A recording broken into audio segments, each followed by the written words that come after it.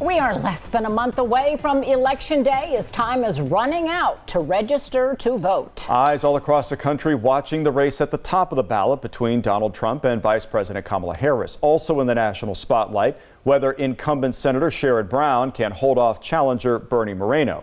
We thank you for joining us for NBC4 at 5. I'm Jared Smalley. I'm Colleen Marshall in this hour for Jennifer Bullock. Today is the final day to register to vote ahead of the upcoming election, with early voting in Ohio starting tomorrow. NBC4 State House reporter Natalie Fahmy went one-on-one with the state's top election official with everything you need to know before you vote. Natalie?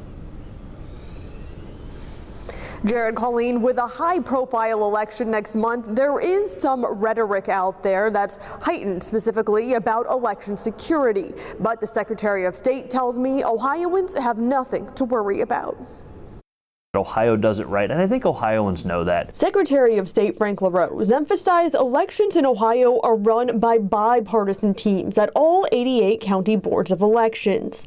And he says not only do they ensure the elections are safe, but also their poll workers. We will not tolerate people ever mistreating our poll workers. That's not acceptable. There is a lot of work that goes on behind the scenes too, like updating voter registration rolls. This year, LaRose says he has removed 600 non-citizens who registered to vote. He wants to scare people that are legally allowed to vote in this country from not voting. That's all this is. It's a scare tactic. They're the ones that are hyperbolizing and otherwise pretty mundane administrative process, and they're doing so for their own political purposes, and that's irresponsible. LaRose is also urging the legislature to pass a bill giving him the authority to verify citizenship up front instead of going through the process once someone is registered. Not everyone thinks that's necessary. It's not illegal to register to vote. It's only illegal to cast a vote when you're not eligible to do it. Either way, LaRose and other elected officials are encouraging all Ohioans to double-check their voter registration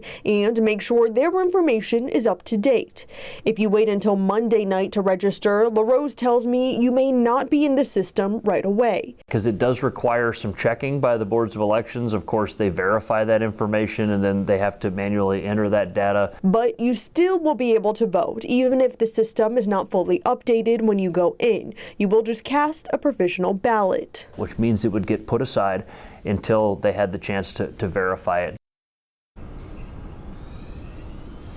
LaRose tells me they've been training poll workers since 2020 to de-escalate situations if needed, and he reminds voters that you cannot go into a polling place with any clothing or hats that indicate a candidate or issue you're voting for or against.